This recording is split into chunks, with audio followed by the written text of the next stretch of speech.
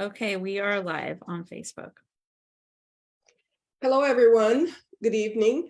My name is Alice Freed, and I'd like to welcome you to Vacaville People's Forum Mayoral Candidate Forum. Thank you, Alice. My name is Sergio Maciel. Proud to say that I am from Vacaville. I graduated from Wolsey Wood in 2019. I'm a very proud Boys and Girls Club alumni as well. Currently at UC Davis. Once I'm done with my studies, I'm gonna go back home. Alice, I'll pass the mic back on to you for the introduction statement on the 2022 city mayoral election. Yes, tonight we are interviewing, our citizens of Vacaville will be interviewing the two candidates running for mayor of the city in 2022. I just want to make a note that it's very important for citizens to have an interaction with the candidate so that we can make the choice on who we want to represent us for the next 4 years on our city council. So Sergio, welcome our candidates, please. Absolutely. So tonight with us, we have Mr. Joseph Green and Mr. Jason Roberts. We do want to say that all candidates running for the office of mayor here in Vacaville were invited to attend. Former Chief John Carley was invited, but he did decline to participate. We will have a 2-minute statement for every candidate to give. Up next for this statement would be Joseph Green. Joseph, we're going to pass the mic on to you. You have 2 minutes to introduce yourself to all the attendees here with us tonight. Excuse me, but I think we need to go through the ground rules with the audience first before we start this. Oh, right? sure. All right. First of all, I just wanted to mention that this is a forum, not a debate. And all candidates will be given 2 minutes to provide a brief introduction of themselves and why they're running, as Sergio has mentioned. All candidates will get the same question, and they are to respond to the question, not to the other panelists. You will have 2 minutes to answer each question. Each candidate will be given a signal at 15 seconds as notification it is time to wrap up your response. The order of answering has been randomized and will change with each question. Candidates can ask for questions to be repeated. Every candidate will be given 30 seconds to close at the end of the forum. Now, Sergio, you can complete your introduction. Sure. Sorry about that. I'm just too excited for this forum. I know. Mr. Joseph Green, if you'd like to provide a statement, you have up to 2 minutes for the statement, and it will be timed. All right. Thank you. Thank you. Well, first of all, VPF, thank you for inviting me tonight. I feel extremely honored and privileged to be here to share my story and why I'm running for mayor for the city of Vacaville. Now, I know originally we had 1 minute and now it's expanded to 2. So please bear with me because I try to crunch down as much as I can in that short time, but now I got a little wiggle room. So this is good for me. So my name is Joe Green. I'm a local business owner. I've been out here for about 7 years running a small local business, and I proudly served in the armed forces for nearly 20 years. I'm a proud father of 4 beautiful children.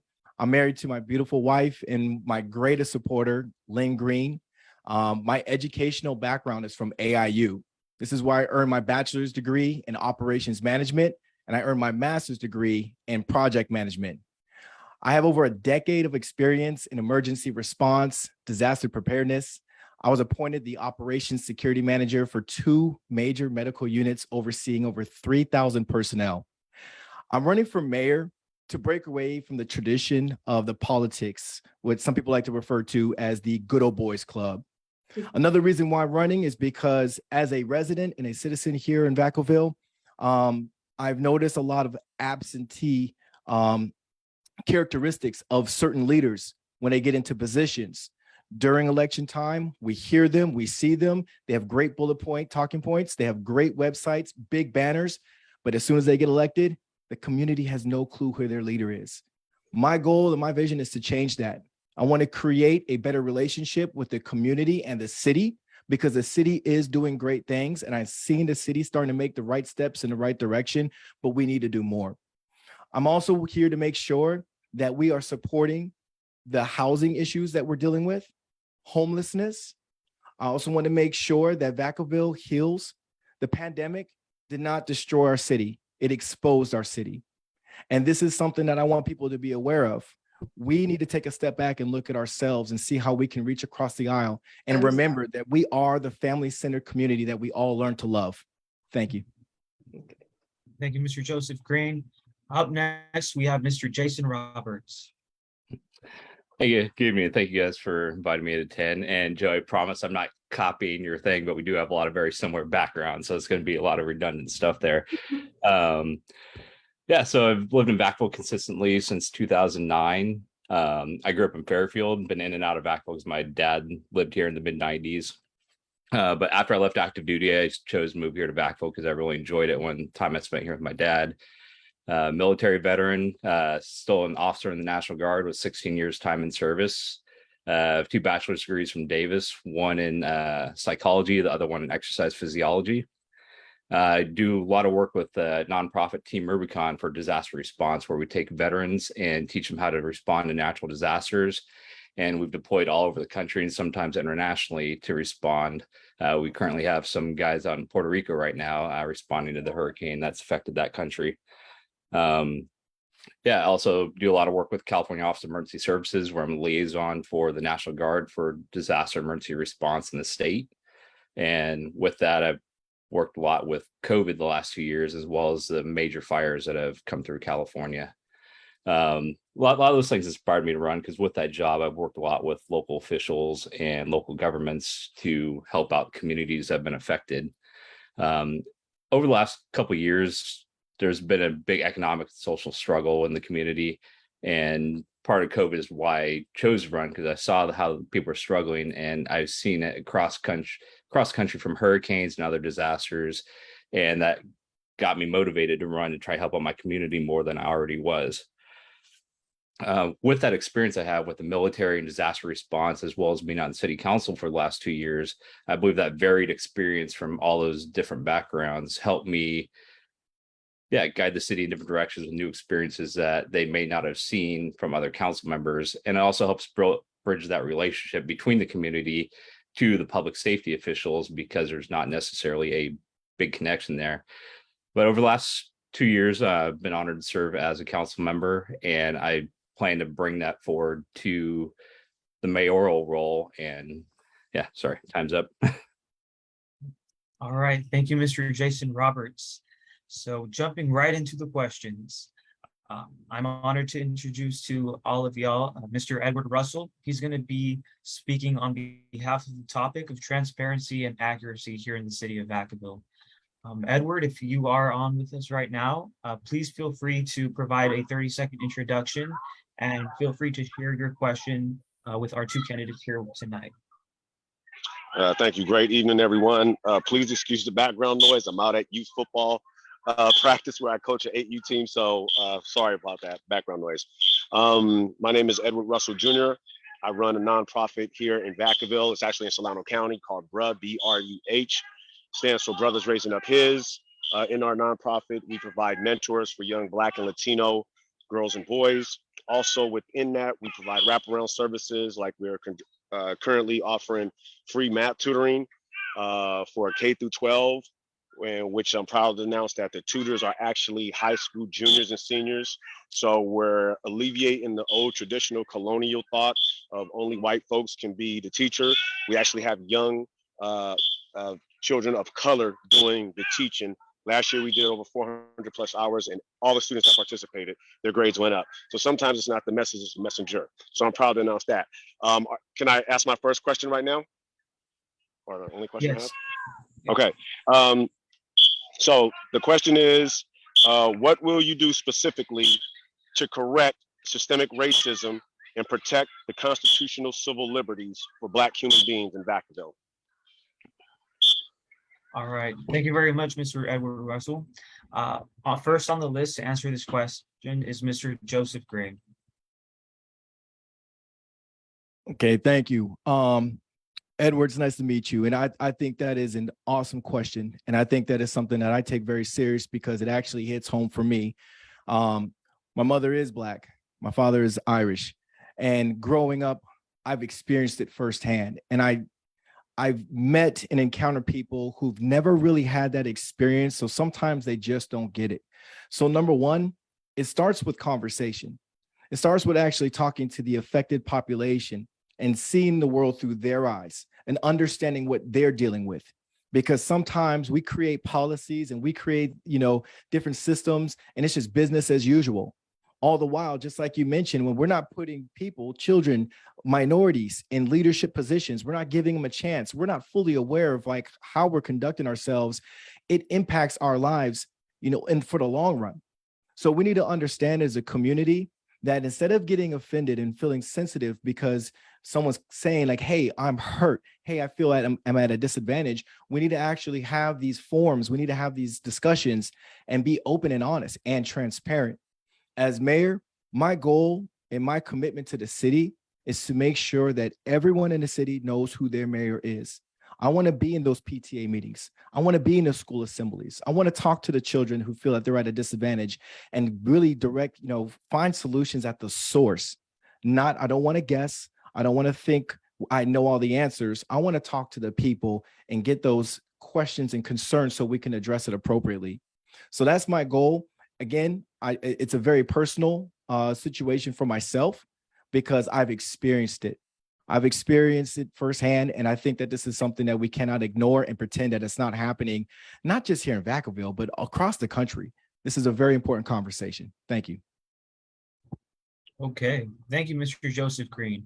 Up next, we have Mr. Jason Roberts. All right. And thank you, Ed, for the question. Yeah, it's a very important question. Obviously, I'm not Black, so I haven't lived through that experience. So what some of the constituents have, but the only thing I can do is have open and honest conversations with people to learn from those experiences and learn what their needs are and what actually needs to change. And over the last 2 years, actually, even before that, with the different nonprofits I work with, I try to do as much as I can to help the community. And especially since being on council, I get out there and talk to nonprofits and different community groups. A lot of people remember we had a lot of protests downtown Vacaville, and people were like, what are we doing about the protesters? What are we doing about the protesters? And people weren't happy with the way the PD was responding. And so what we did is we reached out to them and talked to them. Obviously, they're protesting for a reason, and that's what they wanted somebody in official status to reach out and talk to them. And a couple of the groups did. We heard them out. We told them what was feasible, what was very difficult to do based on what was going on in the city. And yeah, after they felt heard, a lot of the protesting simmered down a little bit. Still goes on to some extent, but that's just an example of reaching out and just connecting with them to see what their actual message is and what they're hoping to accomplish, because they are doing it for a very specific reason. And yeah, just reaching out to the youth, educating people on how the government systems work and how they can use that to help themselves, because I don't know what I don't know. And so if you don't tell us what we need to know and what's actually happening in the city, it's very hard and difficult for us to action any of those items and show that there's a way for people to move up in the ranks and get things done in their community. All right. Thank you, Mr. Jason Roberts. Mr. Edward Russell, thank you once again for that question. I'm going to go ahead and pass it back to Alice. Alice, the mic is now on you. On me. Okay, I will be addressing a question that was sent in by citizen Alicia Strum, who is unable to attend tonight. She's unable to participate. And her question is on building consensus. And it reads, the concept of smart cities, where cities implement modernized technology to record data and improve process efficiency while improving environmental factors, is gaining traction among city governments from around the world, admittedly among more urban and higher populated cities. Using real-time data from camera devices, sensors, and citizens to improve the operations of the city. For example, using traffic cameras and highway patrol data to help alleviate traffic congestion during the development of the new express lane on Highway 80. Do you believe the future of Vacaville, including leaning forward in the Chair of Technology? And if so, how would you present and band together our diverse community onto such a new and progressive concept? Okay. All right, Jason, you get to go up first. Yeah, it's nice and easy to figure out the order when there's only two of us here. I'm a big technology nerd, so I'm fully embracing technology wherever I can, especially with the current shortage in like staffing and people not necessarily want to do public service. I believe technology has the ability to make those services more efficient. So the people we do have working are not being overworked, because we've seen a lot of burnout and mental health issues with that aspect of it. But yeah, embracing technology for traffic, which we've started already adopting in the city. Kind of smart cameras that adjust the length of the yellow and the green lights based on how fast the traffic is moving to help hopefully reduce the number of accidents. Cameras along the city to help identify stolen vehicles or vehicles that may have been having issues in the area. But yeah, leaning forward in technology, something like a real-time information center for the city that'll help out with natural disasters, any law enforcement or emergencies, even mental health crisis. If somebody gives us a call saying, hey, we have an issue with this, the information center might be able to identify the situation a little bit easier. Instead of sending out 10 police cars, you might want to send out crew or a mental health clinician to address it. So if we have better information, more timely and accurate information, it will allow for better response in the city. And I believe that's better for the community overall. Now, trying to help out the lower income neighborhoods or the underrepresented neighborhoods with this technology is, it's difficult, but it does need to be equitable across the city. So if we do have a natural disaster emergency in, say, the Markham area, we can respond to that just as appropriately as we can in North Village. And we just make sure that use is equitable across the city. Thank you. Next up is Mr. Joseph Green. All right, so that is an awesome question, and I too I'm a big technology guy, and I do believe that technology does help us move forward using it in areas where we can best implement it. It was May 8th this year. It was Mother's Day. My wife and we lost a really good friend who happened to be a mother. She was a nurse. She worked at Kaiser right here in Vacaville, and it was a traffic accident. The problem, aside from the tragic incident, was there was no cameras. There was nothing to tell us what exactly happened. So the end of the day, the report was inconclusive. So the family was left with no answers, no mother. It broke our hearts. I can't remember the last time I cried so hard for someone that I loved. You see, technology can change lives. It can save lives. To include part of the question, speaking about the congestion on Highway 80, I can't tell you how many times I drove down that highway and I can't believe, like, what is going on? Is there an accident? Is there something happening? Is it the engineering of our highways? Where is this problem coming from? So yes, I wholly support having this type of technology in Vacaville moving forward. We should have a budget set aside for this. And of course, across the city, we need to make sure that we're not only just helping with solutions for congestion, but we also need to come up with creative solutions for saving lives. Our Vaca PD is spread so thin. They cannot catch every speeder out there, every red light violator out there. They can't do it on their own. So we need to make sure that we are using the technology that's out there and available to us. So we need to take a look at where we're spending our money and how we can invest into our future. It can change and save lives.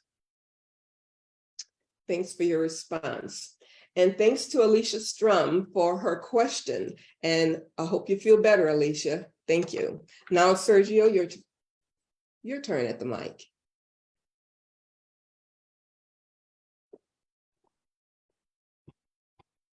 I am having problems with my internet. Can y'all hear me okay?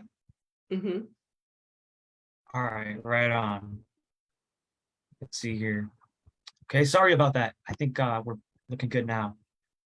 So up next, we have Mr. Jonathan Cook. He's going to be speaking on behalf of the question of inclusion. Mr. Jonathan Cook, if you can please turn on your mic and share with us who you are and what your question is. Thanks, Sergio. Good evening, everyone. Jonathan Cook. I'm the executive director at Solano Pride Center. We are the LGBT Center for Solano County. And my question this evening is in regard to inclusion, equity, and diversity within the city of Vacaville. In June, Vacaville celebrated its second Pride in the Park event, which was well attended. This event celebrated diversity and inclusion within our community. The mayor of Vacaville has the authority to sign proclamations that acknowledge Pride Month in June, Juneteenth, and many other meaningful community dates that celebrate diversity and inclusion. Would you direct the city manager to do a review of citywide hiring practices, compliance with state and federal laws regarding sexual orientation and gender identity to ensure that we are preventing discrimination in the city?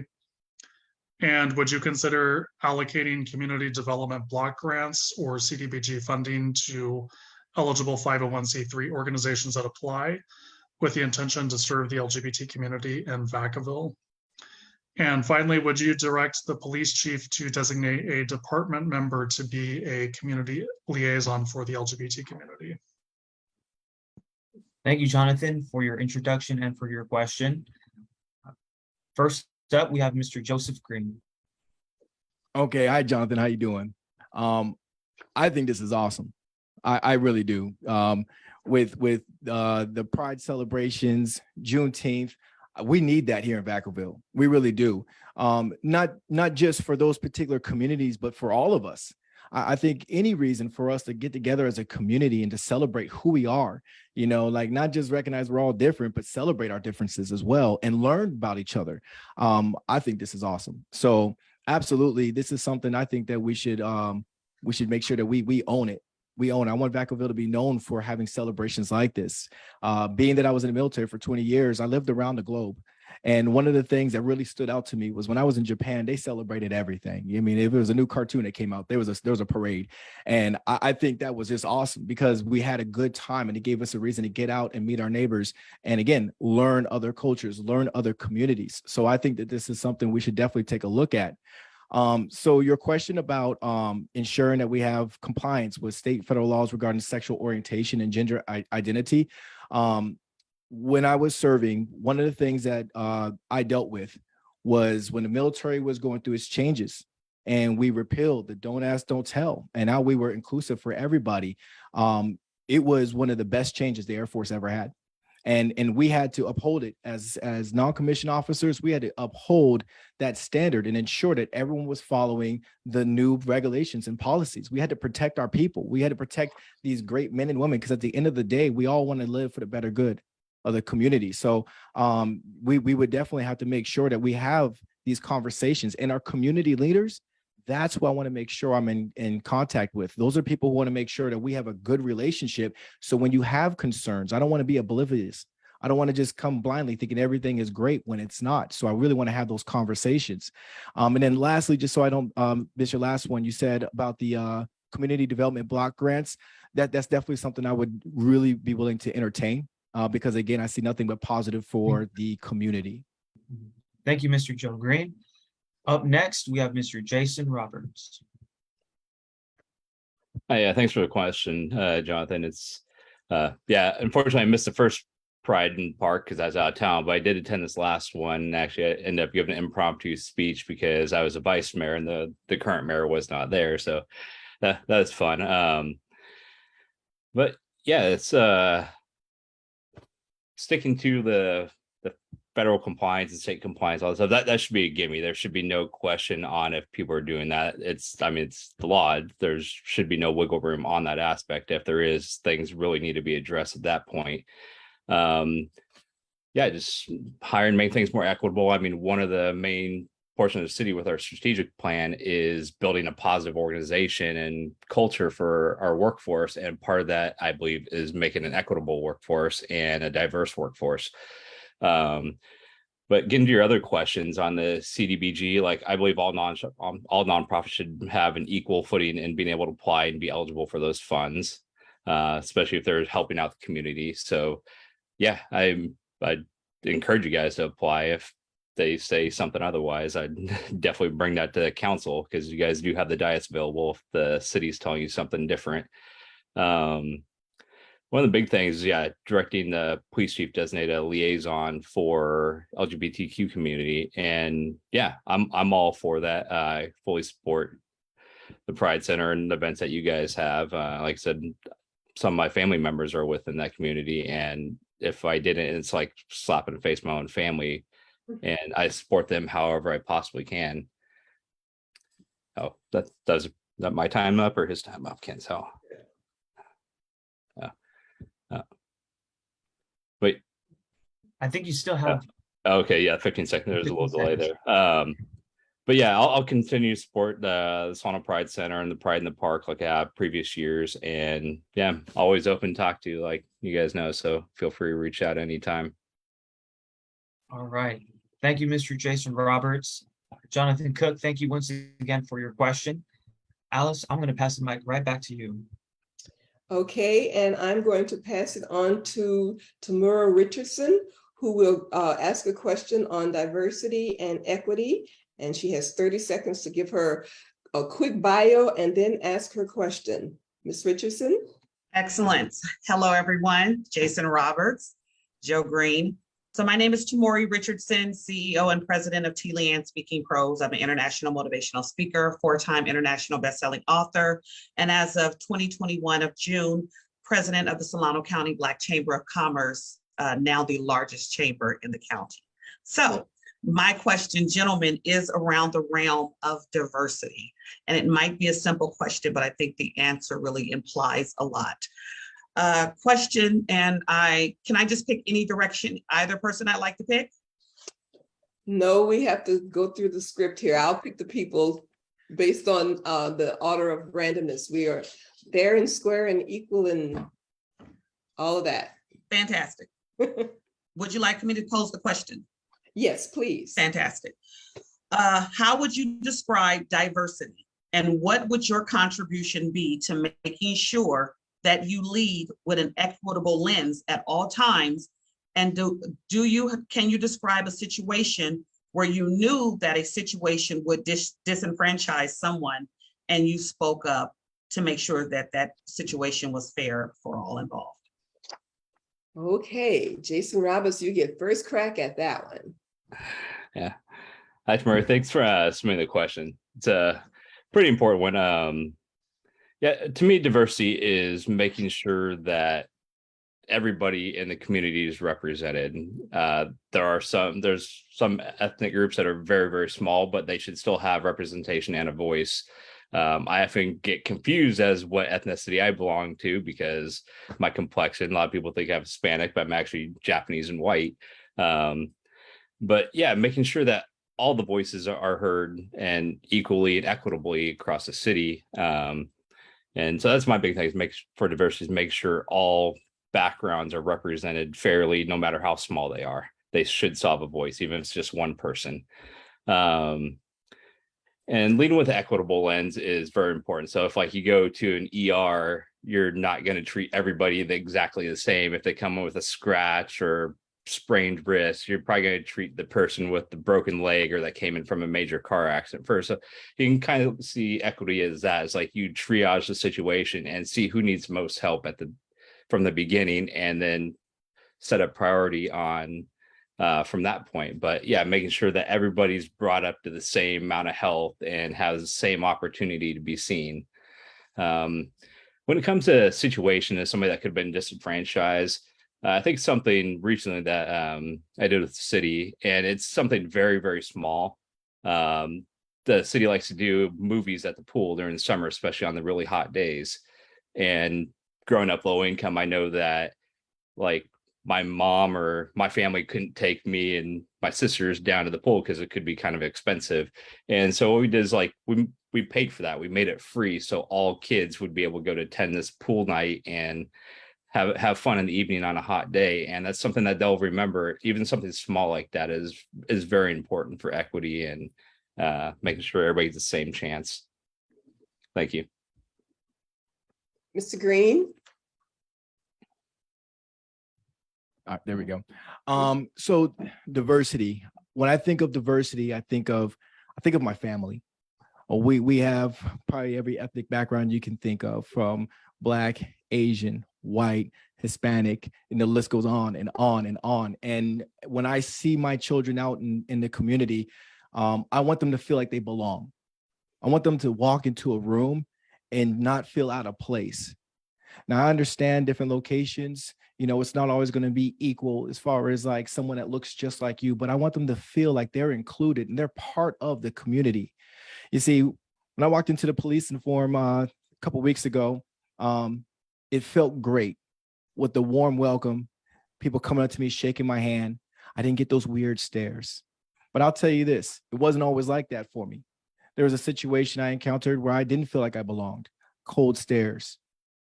No one really talking or making an effort to come talk to me. And see, these are things that I think as city leadership, we don't need to just talk about it and make bullet points about it. We need to be about it. We need to be in every forum that we can attend. We need to be in every committee meeting that we're invited to. We should not skip out and make people feel like you're not one of mine. I'm not for my group. I'm for our group. That's what it needs to be. That's the feeling that everyone should have. We need to make sure when we're talking about equity, we need to know our differences and see people who are at disadvantaged levels. I used to volunteer at the Juvenile Hall Center before COVID with those young boys over there. And some of their stories really just like, it reminded me of myself growing up. And I told them the only difference between me and you is I wasn't caught. So I see the potential in those boys. I see that they can do better in life. We need to make sure that we're reaching out and we're lifting people up so we're all at the same playing level. That's my belief. And that's something I'm really going to make sure that I foster if I'm elected mayor. Thank you, gentlemen, for your responses. And thanks, Ms. Richardson, for your very important question. Thank you. Sergio? All right, thank you, Alice. Up next, I'm going to introduce Mr. Chris Flask. Mr. Flask, great to have you here with us today. If you could please give a 30-second introduction and feel free to ask your question to everyone here with us here tonight. Great, well, thank you. First, thank you, VPF, for holding the forum. It's incredibly important for our candidates to get out and talk with everybody. I also wanted to thank both of you for taking the time to show up and showing that you care about all of the people within Vacaville. So it's great that you're here. I have lived in Vacaville now for 25 years. I've met my wife in Vacaville. I raised my kids in Vacaville. I went to the public schools in Vacaville. And I've seen a lot of change in Vacaville. And my question relates to the strategy going forward. And let me just start by saying development without purpose and without focus is sprawl. It's not growth. So in that sense, I want you to either both of you, as you answer the question, in the city of Vacaville's 2021 and 20 through 2026 strategic plan, there are 5 strategic goals listed. Can you share with the citizens of Vacaville your perspective on any one of these goals, whichever one may be most important to you? And as well, the city itself has selected its top priority, Initiative 2A. Can you share your perspective on that? All right, thank you so much, Mr. Chris Flask, for that very important question. Mr. Joseph Green, you are up to bat first. Okay, so we're talking about the strategic goals, and please forgive me if I say them in the wrong order. But I want to make sure I answer this as accurately as possible. So I know Vacaville's strategic goal is public safety. And I do believe that should be number 1 on all of our lists. You know, as a father and a family man and a neighbor, I've always believed that if I'm ever going to plant roots anywhere, I need to feel safe. I lived all across the map here in the United States. When I finished my tour with the Air Force, I chose Vacaville to be home. Why? Because I felt safe. And I feel that we need to take a look at what's going on with our police department. And after speaking with the police chief and some of the people on his staff, we need to make sure we're paying them a competitive rate so their recruitment numbers don't continue to drop. How can we sit here and feel safe if we're not taking care of the people who are actually making us safe?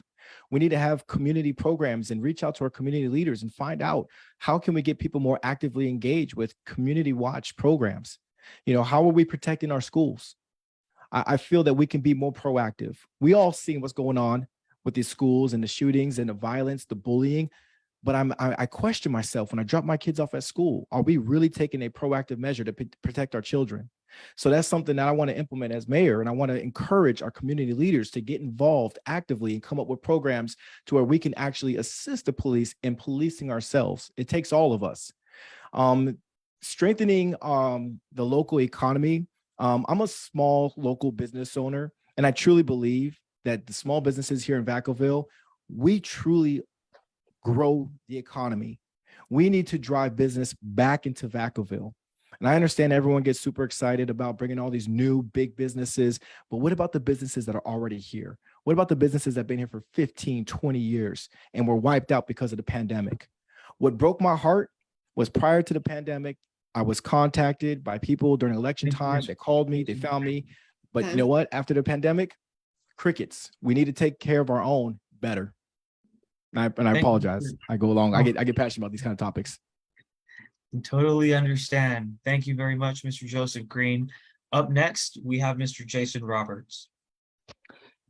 Yeah, thanks for the question, Chris. The strategic plan is good. It's a plan. I believe there does need to be some reassessment. Like you mentioned, the number one priority right now is 2A, which is articulating a good current economic development plan. We chose that as number one because as we voted on this in the middle of the pandemic and we didn't know how long it was going to go on for. And so we need to make sure we had a strong financial plan for the city and good growth that can support the city's growth. But for me, one of my biggest things is actually, I think what is it, priority 3, maybe promoting housing for all. That's a big one because right now the Vacaville housing market is skyrocketed. It's gone up 37% in the last 2 years. I would not be able to afford the house that I currently own if I was trying to buy it right now. The housing prices, more that people are paying for housing, the less money they have to actually live life, like enjoy the city. Their expendable income is significantly reduced. And so I think that we do need to prioritize not just housing for all, but affordable and attainable housing at multiple spectrums along the pay scale, whether you're making minimum wage or a CEO at some large company. There needs to be housing that anybody on that spectrum can afford. But yeah, like I said, it's just a plan. The council should bring this back now that it says 2026, but we can update it anytime now that we're getting our financial numbers, our recovery numbers, and possibly reprioritize the different subcategories within the 5 strategic goals. Public safety is always, it's listed as number 1, but right now it's not the number 1 priority. But I do think emergency preparedness and public safety are very important, especially when it comes to, we are a wildland urban interface and wildfires will be coming back. So I do think we need to spend some more time on the emergency preparedness aspect of public safety. All right. Thank you very much, Mr. Jason Roberts. Mr. Chris Flask, thank you very much for sharing that very important question. Alice, I will pass the mic back to you. Okay, and I'm going to pass the mic on to Danette Mitchell. Danette will give her 30-second intro and ask the question on policing in Vacaville. Danette? Thank you. Good evening. A huge thank you to our candidates for being here. I have been a Vacaville resident for 33 years. Among the many hats I wear in the community, I am a member of the Vacaville Social Issues Task Force team.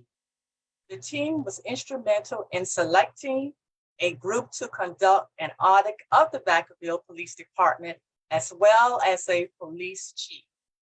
My question: currently, the Vacaville Police Department is going through an audit.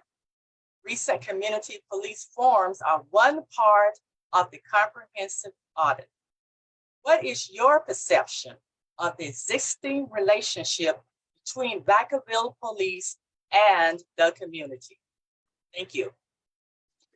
Okay, Jason, you're up. Yeah, thank you for the question, Danette. Yeah, I was actually on part of the committee that helped choose the auditors for the PD. Personally, I think like everybody should be open to, yeah, questions and see, like continuous improvement is big, and constant learning and growth should be wanted and sought out by everybody, not just elected officials, police departments, government organizations. Like that should be something that everybody should want to do for themselves. And I believe that the current police staff is very open to the audit and are looking forward to the results, which should I think are coming within the next month or so, based on what the police chief told us at the community policing forum. But my perception of the existing relationship between Vacaville police and the community, like for the most part, I think it's pretty good. But there are some members of the community that do feel otherwise, and that is part of the reason why we were doing these community policing forums, because if you don't speak up, we don't know what the issues are and we cannot address them.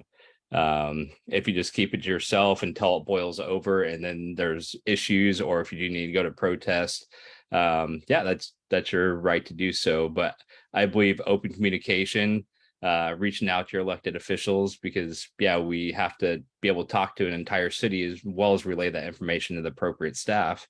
And yeah, just sitting down talking to each other is the best way to make sure that the relationship is good. Like I said, most of the people in the city, I think, have a good relationship between the Vacaville PD and themselves, but everybody should have a good relationship.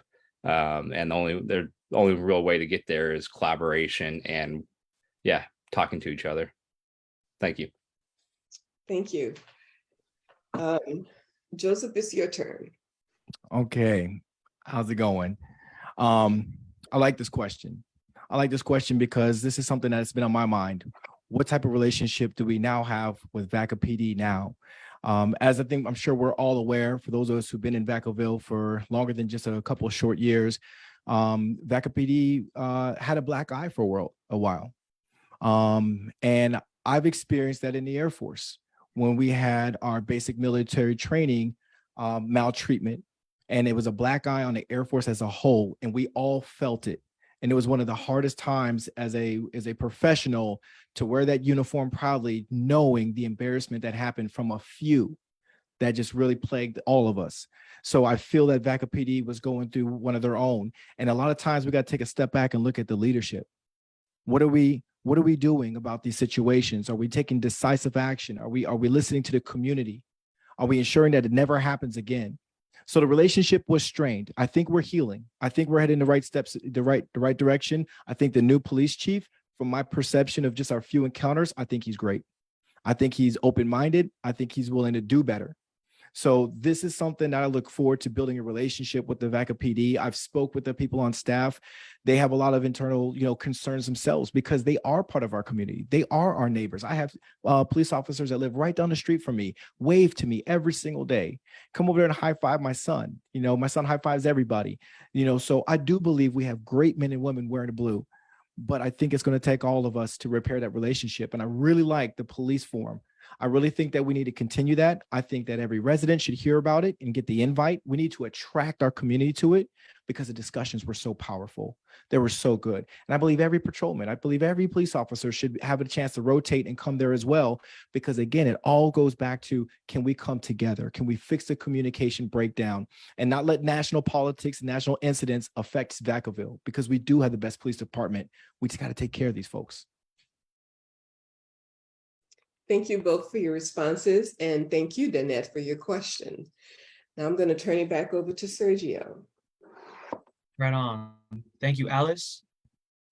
Up next, I have the honor of introducing Ms. Zayania Bocanegra. She is going to be speaking on the topic of security and safety here in Vacaville. Zayania, if you'd like, you can give a 30-second introduction. And once you're done with that, please feel free to ask your question. Good evening, everyone. My name is Yanja Bocanegra. I am a 5th grade teacher here in Vacaville at Markham. I have been a Vacaville resident all my life, and I'm here to ask a question about safety, and here it is. So it says, as mayor, it's your duty to care for all your constituents. This includes marginalized communities that continually get overlooked. The Markham neighborhood is constantly experiencing unsafe drivers who are driving at fast speeds that endanger people and our students. What are you going to do to make our voices heard? All right. Thank you, Zayanya. First up to answer the question is Mr. Joe Green. Okay, good evening. Good evening. This is a great topic for us to discuss tonight because I have school-age children. And as I mentioned a little earlier tonight, just this year, I lost a dear friend due to a traffic incident. And I would be lying if I would say that I don't get nervous sometimes as I'm out with my children and constantly have to have my head on a swivel because of certain areas in town that's not really highly regulated. So I totally get that. And I totally agree with you. We need to make sure that we have programs in place. When I was in San Antonio, Texas, one of the programs that I ran and was leading was called the DOG program, and it stood for Dads on Guard.